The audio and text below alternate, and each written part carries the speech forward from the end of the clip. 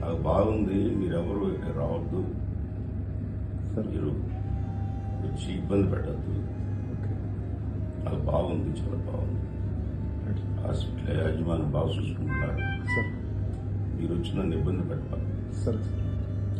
ఇక్కడ కేరింగ్ అంతా బాగుంది కదా సార్? అంతే. Okay, right sir, right. Thank you sir.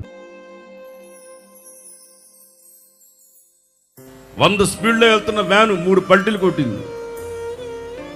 పల్టీ కొట్టడం చెయ్యిరిగిపోయింది. ఇప్పుడు ఈ చేతిలో రాడ్ ఉంది, నా చేతిలో. ఇది 3 ఆపరేషన్లు ఇక్కడ అయినాయి, 4 ఆపరేషన్ ఇక్కడ అయింది. దీంట్లో రాడ్ ఉంది, ఆల్రెడీ ఉంది. చాలామంది అడిగారు తీపిచ్చేసుకోని, అవసరం లేదులే అన్న. వద్దులే, అవసరం లేదు, ఇంకా ఈ భూమి మీద ఉండాలనే ఏం లేదు, నాకు అవసరం లేదులే. 3 పల్టీలు కొట్టింది నడి రోడ్లో. అప్పుడు దేవుని సన్నిధిలో ఏమడిగానో తెలుసా? దేవుణ్ణి నేను, ప్రభా నేనేమన్నా పొరపాటు చేసి నన్ను క్షమించు, రోడ్డు మీద యాక్సిడెంట్ అయ్యి చచ్చిపోకూడదు.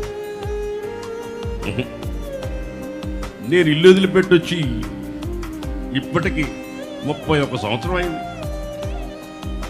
ఇప్పటికి నేను పడింది 4 సంవత్సరాల కిందట పడ్డా బండి నుంచి.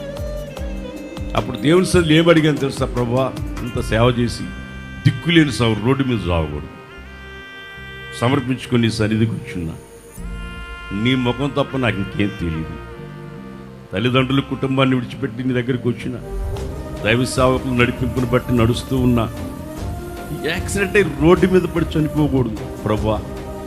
నిన్ను ఒక మనవి చేసుకుంటానయ్యా, నేను ప్రతిలాడుకుంటానయ్యా, చనిపోతే రోడ్డు మీద చచ్చిపోకూడదయ్యా. వాక్యం చెప్తా స్టేజ్ మీద పడిపోతే చాలు.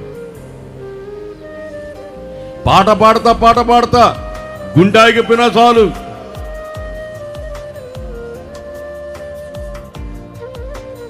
అంతకాదు ప్రభా, నువ్వు నన్ను పరిశుద్ధపరచు.